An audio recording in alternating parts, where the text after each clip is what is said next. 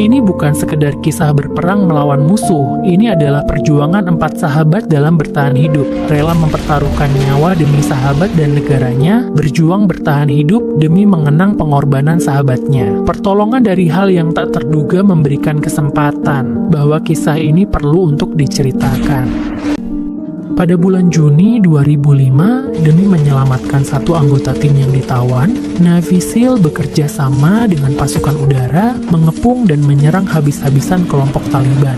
Bahkan mereka mengerahkan pesawat tempur AT-130 dengan meriam kaliber 105 mm untuk membombardir area musuh tanpa ampun. Semua ini bermula karena satu keputusan penuh belas kasihan saat mereka memilih untuk membebaskan 3 orang yang menyamar sebagai penduduk desa, padahal sebenarnya adalah Taliban. Keputusan itu berujung pada bencana. 1 anggota disandera dan 19 tentara elit tewas. Itu menjadi operasi paling mematikan dalam sejarah Navy SEAL. Padahal awalnya misi itu hanyalah operasi penyusupan dan pengintaian biasa. 3 hari sebelumnya, militer Tata Esam yang bertugas di Afghanistan mendapatkan informasi akurat. Lokasi persembunyian pemimpin Taliban bernama Ahmad telah ditemukan. Orang ini terkenal kejam, merampok, membakar, menyiksa warga sipil, bahkan menyerang pangkalan militer Al-Salah Talin. 4 anggota Navy SEAL pun ditugaskan melakukan pengintaian. Setelah merencanakan dengan teliti dan memeriksa perlengkapan, mereka naik 2 helikopter Chinook diiringi perlindungan dari helikopter tempur Apache dan mendarat diam-diam di titik pertama saat fajar menyingsing. Setelah memeriksa medan dan memastikan alat komunikasi siap digunakan, tim 4 orang ini mulai bergerak menuju titik observasi. Untuk tetap tersembunyi dari musuh, mereka harus memilih jalur berbatu dan sepi. Dari sana, mereka bisa mengamati desa dan dengan cepat mengidentifikasi target berdasarkan ciri fisik, bahkan mengambil foto bukti. Namun saat hendak melaporkan semua ini ke markas, sinyal benar-benar buruk. Komunikasi gagal karena vegetasi di sekitar terlalu jarang. Mereka pun turun ke hutan di bawah, berharap bisa bersembunyi dan menunggu sambungan sinyal. Pegunungan sunyi, hanya suara jangkrik di tengah hari musim panas yang terdengar. Para prajurit kelelahan, tubuh lemas dan mulai tertidur. Namun tiba-tiba penjaga malam Denny melihat sekelompok kambing mendekat dan di belakangnya 3 penggembala, 1 orang tua dan 2 anak muda. Seluruh tim langsung waspada. Mereka berusaha tetap tersembunyi, tapi salah satu penggembala tak sengaja melihat mereka dan panik, langsung kabur. Tim terpaksa menampakkan diri dan segera menangkap ketiganya.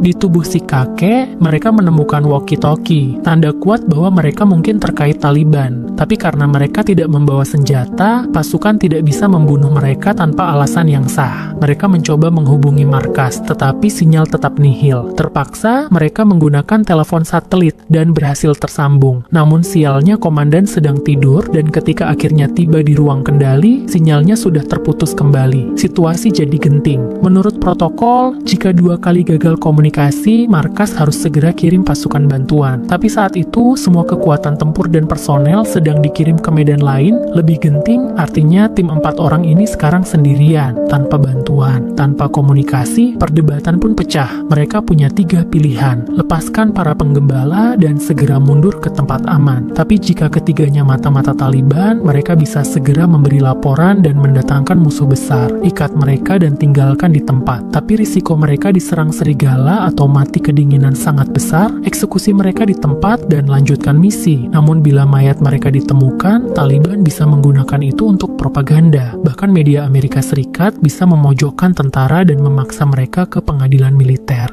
Danny dan Matthew tegas memilih opsi ketiga. Menurut mereka, dari mata dan gestur, 3 orang ini jelas bukan petani biasa. Mereka adalah milisi terlatih. Mereka berkata, lebih baik dibenci seluruh dunia daripada mati sia-sia. Namun Marcus, si prajurit berhati lembut, keras kepala menolak. Akhirnya, sang kapten, Murphy memutuskan, kita bebaskan mereka dan segera naik ke puncak bukit. Mungkin di sana sinyal lebih baik. Jika berhasil terhubung ke markas, kita batalkan misi dan pulang. Dalam militer, perintah adalah segalanya. Tak ada lagi yang membantah. Dan keputusan ini adalah kesalahan fatal. Karena di balik ketulusan mereka, ternyata mereka sedang melepaskan harimau ke hutan. Sesampainya di puncak yang tadi mereka lihat dari jauh, mereka sadar, ternyata puncak yang mereka daki bukanlah puncak yang sebenarnya. Gunung yang mereka cari masih lebih jauh lagi. Dan di titik ini, radio masih tak bisa terhubung ke markas. Bahkan telepon satelit pun tak memberi sinyal sekecil apapun. Parahnya lagi, dari sini mereka juga tidak bisa mengawasi desa tempat target berada. Demi keamanan, mereka pun memutuskan mundur ke hutan dan menunggu malam tiba agar bisa berjalan kaki kembali ke markas. Namun baru saja mereka sampai di hutan, gerakan mencurigakan muncul dari balik pepohonan. Dari atas bukit, pasukan besar Taliban mulai berdatangan. Di hadapan jebakan mematikan dan jalan buntu, tim SEAL hanya bisa menguatkan tekad,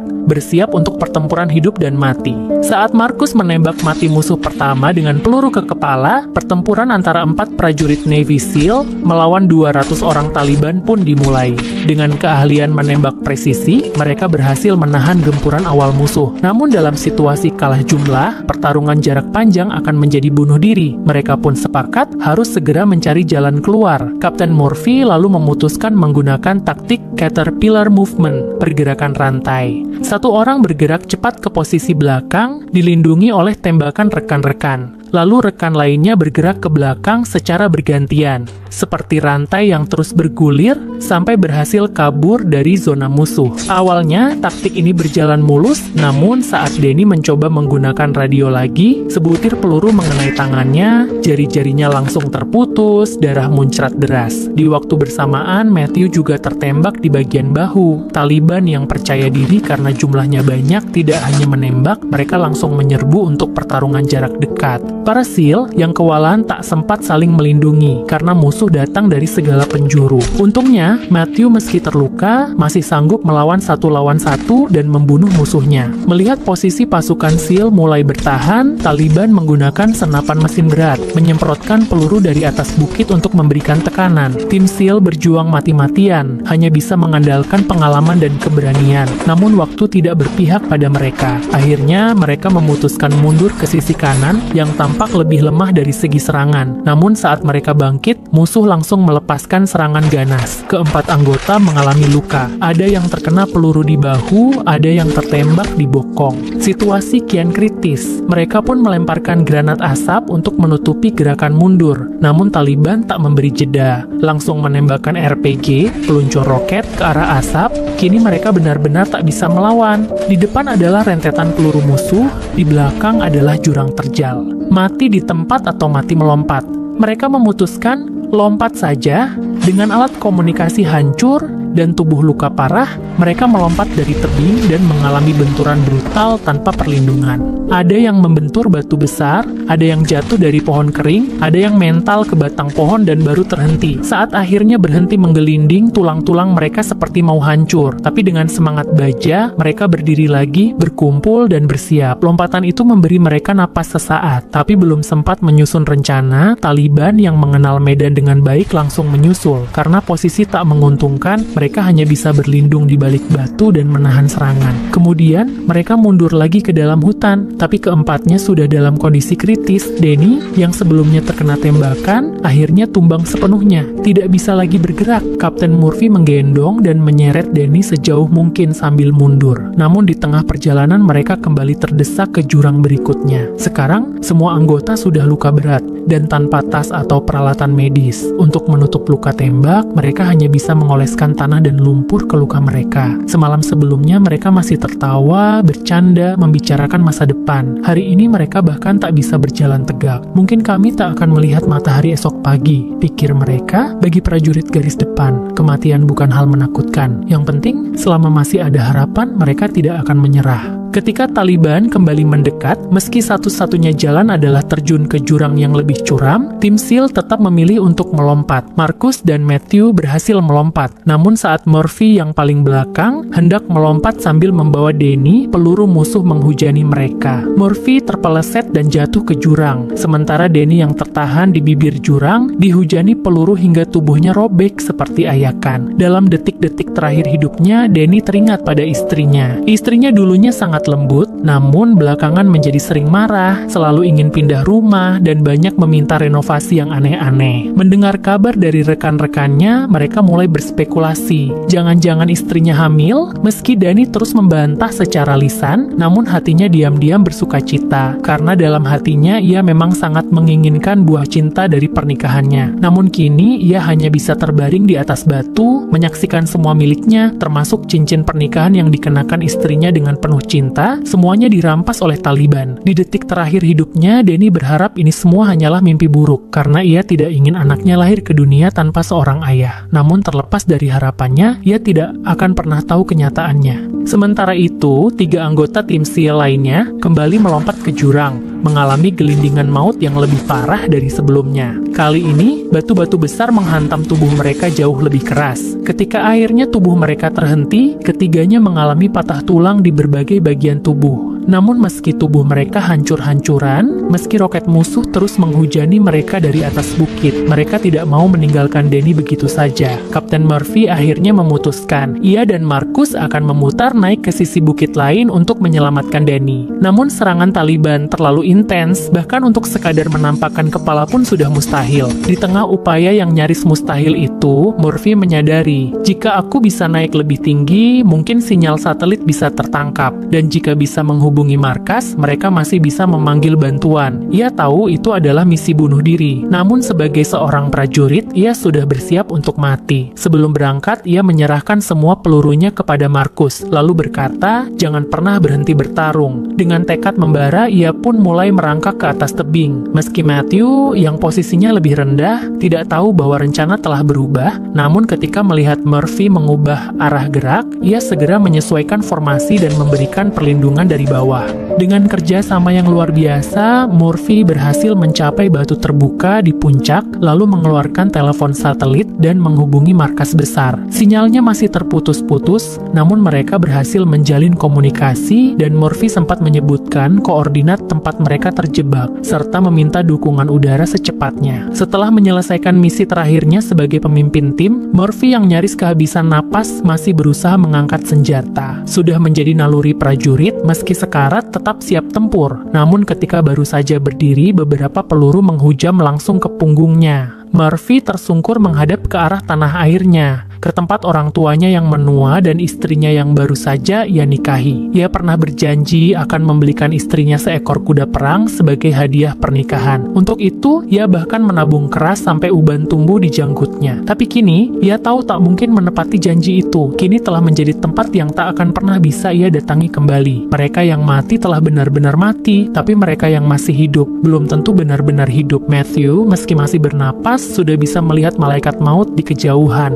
Ia menatap Marcus dan berkata, kalau nanti kamu selamat, tolong sampaikan ke istriku kalau aku sangat mencintainya. Tapi bilang juga jangan bersedih karena kepergianku, karena mati bersama saudara-saudaraku di medan tempur ini membuatku merasa sangat bangga. Marcus hendak menjawab, kita pasti selamat, kita tidak akan mati. Tapi belum sempat ia bicara, ledakan dahsyat kembali mengguncang bumi. Untuk mengalihkan perhatian musuh, mereka berpisah arah. Namun keduanya segera dikepung kembali. Di saat kritis, 2 helikopter bantuan muncul di langit, membawa 16 orang tim penyelamat. Marcus dan Matthew pun berteriak bahagia, melihat secercah harapan datang. Namun ketika tim penyelamat hendak turun dari salah satu helikopter, sebuah peluncur roket Taliban menghantam langsung. Helikopter itu terjatuh ke jurang dan hancur berkeping-keping. Semua awak dan penyelamat tewas di tempat. Ternyata, sejak awal tim penyelamat sudah diperingatkan bahwa helikopter Apache yang bertugas memberi perlindungan tidak tersedia karena sedang bertugas di tempat lain. Sesuai prosedur, tanpa helikopter pendukung, misi penyelamatan tidak boleh dijalankan. Namun karena tidak ingin terlambat, komandan memutuskan tetap mengirim pasukan terlebih dahulu. Akhirnya, keputusan itu berujung pada tragedi besar. Demi keselamatan pasukan lain, helikopter kedua terpaksa ditarik mundur, dan misi penyelamatan pun gagal total. Marcus dan Matthew yang baru saja melihat harapan kembali jatuh ke dalam keputusasaan. Lebih buruk lagi, Matthew yang masih berada di padang terbuka ditembak oleh 2 anggota Taliban. Dan meski sempat melawan dengan 2 magasin terakhirnya, ia akhirnya gugur juga. Sementara itu Marcus masih terus berteriak,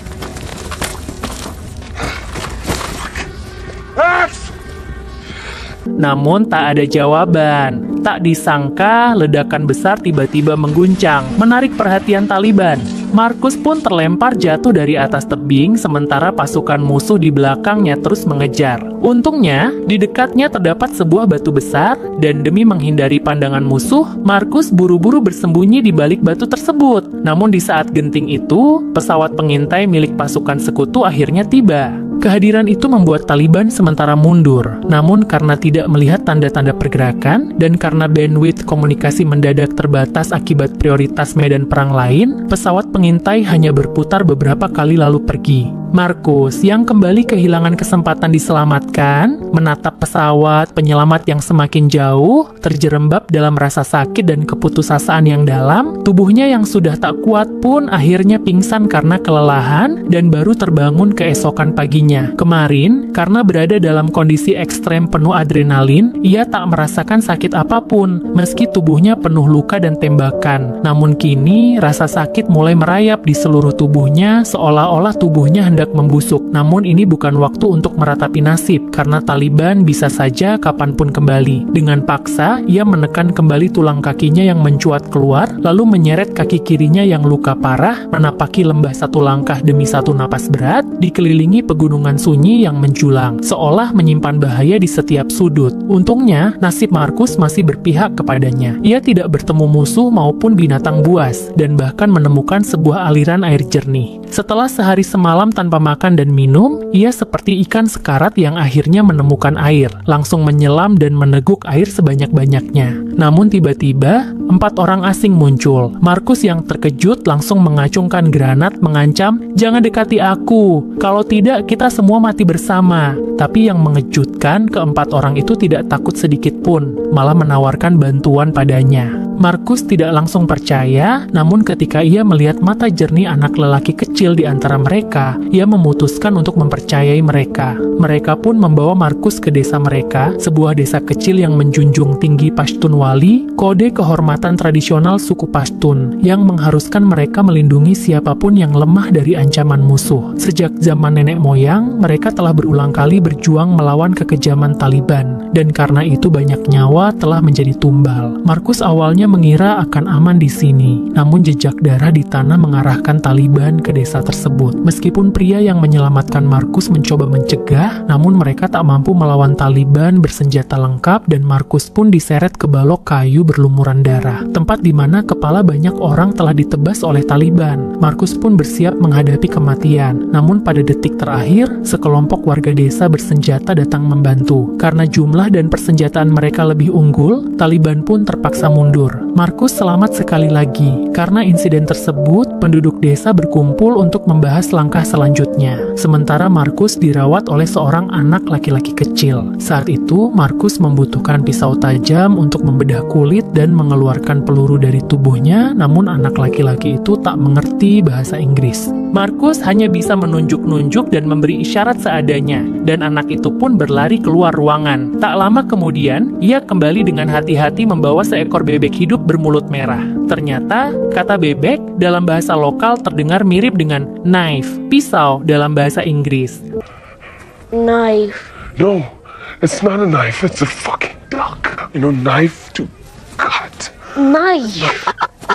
Melihat itu, Markus hanya bisa menghela napas panjang dan merasa sangat lelah. Untungnya, pria dewasa yang menyelamatkannya kembali dan memahami kebutuhan Markus. Ia pun mengambil pisau dari dapur, namun begitu masuk ruangan, hampir saja menyembelih bebek di pelukan si anak. Chaku? Yes, knife, yes. No. Untung Markus cepat-cepat menghentikannya. Setelah kejadian lucu dan menegangkan itu, Markus akhirnya mendapat pisau, dan tanpa anestesi sedikit pun, ia mengiris kulitnya sendiri dan mengeluarkan peluru, serta pecahan besar yang menancap di paha. Begitu selesai, ia pun langsung pingsan karena kesakitan. Saat ia tertidur, pria penyelamat itu merawat lukanya, mengganti pakaiannya, dan memberinya makanan serta air saat bangun sore harinya. Namun, kebahagiaan mereka tak berlangsung lama, karena Taliban yang sebelumnya diusir kembali datang, kali ini dengan lebih banyak orang dan senjata. Dalam pertempuran yang tidak seimbang, warga desa mengalami kerugian besar dan terus mundur. Markus yang terpisah dari yang lain ditemukan Taliban dan dipukuli hingga tak berdaya. Tepat ketika ia hampir dicekik sampai mati, anak laki-laki kecil itu muncul kembali, menyerahkan pisau ke tangan Markus. Markus pun memaksakan tubuhnya, menusukkan pisau ke dada musuhnya. Demi memastikan lawan benar-benar mati, ia bahkan menghujam menenggelamkan beberapa tusukan tambahan dengan seluruh tenaganya. Di luar, pertempuran semakin sengit, warga desa hampir tak mampu bertahan.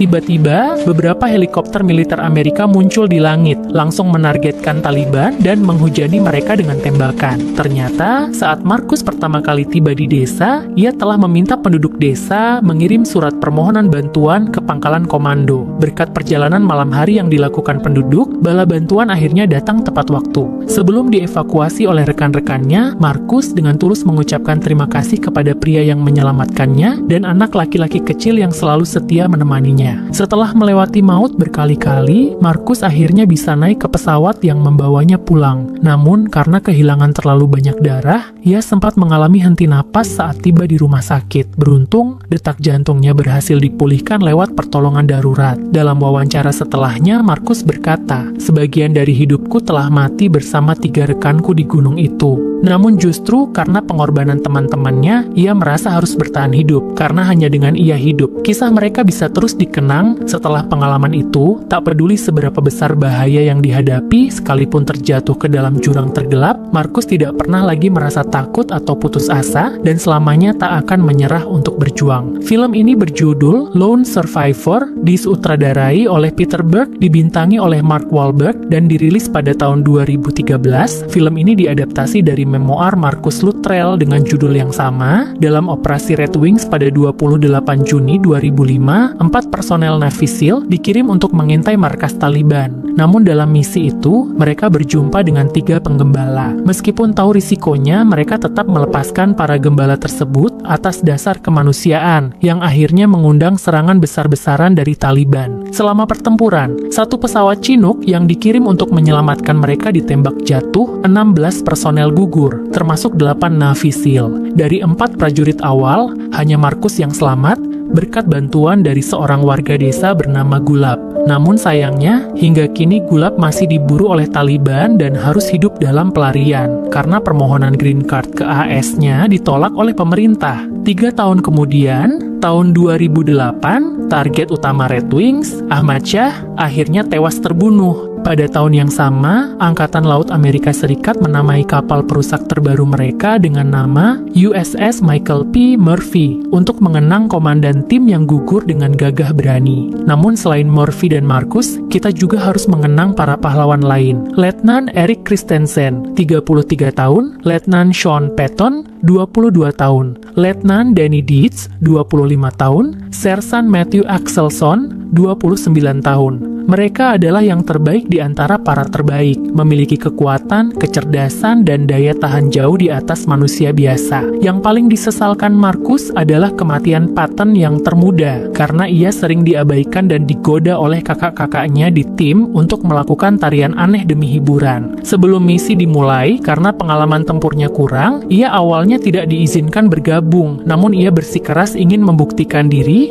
dan akhirnya gugur dalam usia muda. Perlu diketahui, setiap anggota Navy SEAL telah melalui latihan brutal tak manusiawi, diantaranya diikat tangan dan kaki, lalu dilempar ke laut dingin, menahan napas berjam-jam di dalam air, melampaui batas tubuh dengan taruhan nyawa. Mereka benar-benar memahami dan mengamalkan, jika tekadmu cukup kuat, tubuhmu bisa melebihi yang kamu kira. Anak-anak muda seperti mereka seharusnya bisa meraih lebih banyak pencapaian dalam hidup. Namun, sebelum sempat bersinar, mereka sudah dihancurkan oleh asap mesiu perang. Bagaimana mungkin kita tidak merasa sedih? Namun, itulah kejamnya perang. Ia tak mengenal ampun dan selalu menghancurkan segala yang indah. Tapi justru karena itu, masyarakat sipil belajar membenci perang dan merindukan kedamaian dunia. Walau itu terkesan seperti mimpi utopis, namun semoga kelak tak ada lagi pertumpahan darah dan dunia ini benar-benar bebas dari perang. Itulah akhir dari film yang kita bahas kali ini. Terima kasih telah menyimak hingga selesai, berikan komentar dan bagikan jika berkenan. Jangan lupa juga untuk menekan tombol like dan subscribe. Sampai jumpa pada cerita selanjutnya.